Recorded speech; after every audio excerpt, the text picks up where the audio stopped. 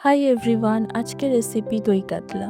প্রথমেই কাতলা মাছগুলোকে নুন, হলুদ, লেবুর রস পরিমাণ মতো দিয়ে মাখিয়ে কিছুক্ষণ রেখে দেবো। এই কড়াইতে মাছগুলোকে ভেজে নেব। পরে কড়াইতে পরিমাণ মতো সর্ষের তেল দিয়ে শুকনো লঙ্কা, তেজপাতা, গোটা গরম মশলা আর জিরে ফোড়ন দিয়ে পেঁয়াজ, আদা রসুনের বাটা পরিমাণ মতো দিয়ে কিছুক্ষণ কষানো হয়ে গেলে গ্রাইন্ড করে রাখা পোস্ত, কাজু আর কাঁচা লঙ্কা বাটা দিয়ে আরো কিছুক্ষণ কষিয়ে পরিমাণ মতো নুন, লঙ্কা গুঁড়ো, ধনে গুঁড়ো দিয়ে কিছুক্ষণ ভালো করে মশলাটাকে কষিয়ে নেব।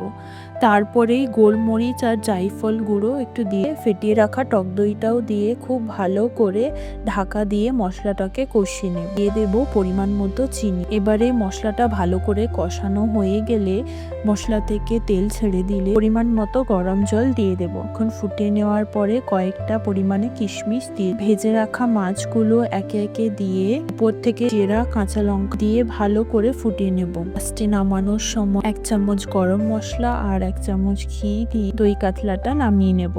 এরম ভাবে দই মাছ রান্না করলে অসাধারণ